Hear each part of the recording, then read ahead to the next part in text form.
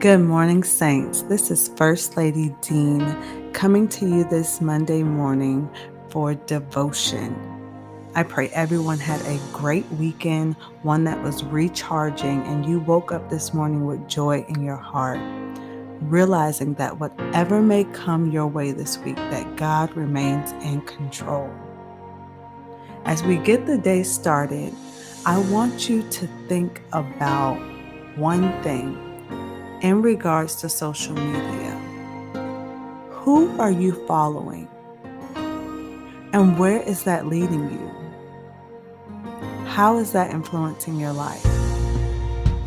And before you think it, no, this is not a bashing session.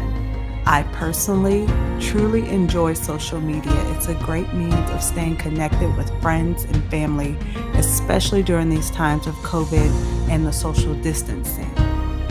But there are some things that we need to think about, some boundaries that we need to set as Christians. Think about all those times you hop on social media and you're aimlessly scrolling through. You start looking at one person or one group and you've gone down this rabbit hole into all these different things that you wouldn't normally encounter. And you're aimlessly hitting the likes and the follows, not really thinking. But subconsciously, you're taking in all of this information. Think about how much you've changed in the last 5 to 10 years. Some of the hobbies that you used to partake in, some of the things you used to wear, some of the things you used to like. Just think about how that's changed. Did that change based on you, just you growing up, you changing as a person? Did that change because of something that you've seen? These are things we don't think about, the subconscious of it all when we're scrolling through social media and when you hit those simple likes because someone wore this nice outfit or they had this demeanor that you liked and you wanted to portray that same type of style.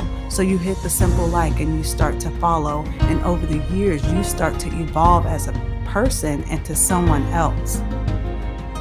There are so many times that people are on social media and they're lost in this world and they're just trying to find a means of who they are. So you start picking up bits and pieces from other people or things that you see, and before you know it, you've turned into a brand new person. So we ask today, who are you following and where has that led you today? I promise you, the most important person you could ever follow in your life is Jesus Christ.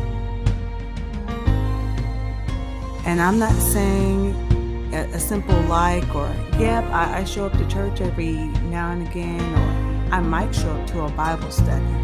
I mean, truly seeking God for yourself. Having a personal, intimate relationship with God, to where you are actively speaking to Him in prayer and you're allowing Him to speak to you so you can truly follow God with your actions, communication, and transformation in your life. You're not looking outward into what everyone else is doing and trying to figure out how you're supposed to look, how you're supposed to act, the people you're supposed to date, how you're supposed to raise your children, what your household should look like. Because there's so many influences out there, but is it the right influence? And that answer can only come from God and God Himself. And having that intimate relationship will provide you with everything you need, all the answers to all the questions you could ever possibly have.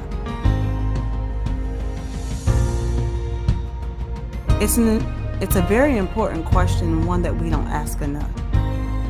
And that simple follow of Jesus Christ can change your life because it's based on God's unconditional love and sacrifice for you. Remember, God has a plan for your life. Jeremiah 29:11 tells us, "For I know the plans I have for you, declares the Lord. Plans to prosper you and not to harm you. Plans to give you hope and a future." So if you're going to follow anything in life, make sure that God is the center, the focus, the source in your life that you follow. I promise you, saints, it'll be the best decision you've ever made.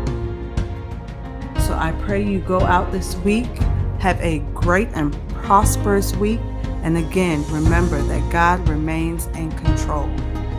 We here at Sustaining Faith Ministry love you, but remember that God loves you best. Have a great week, saints.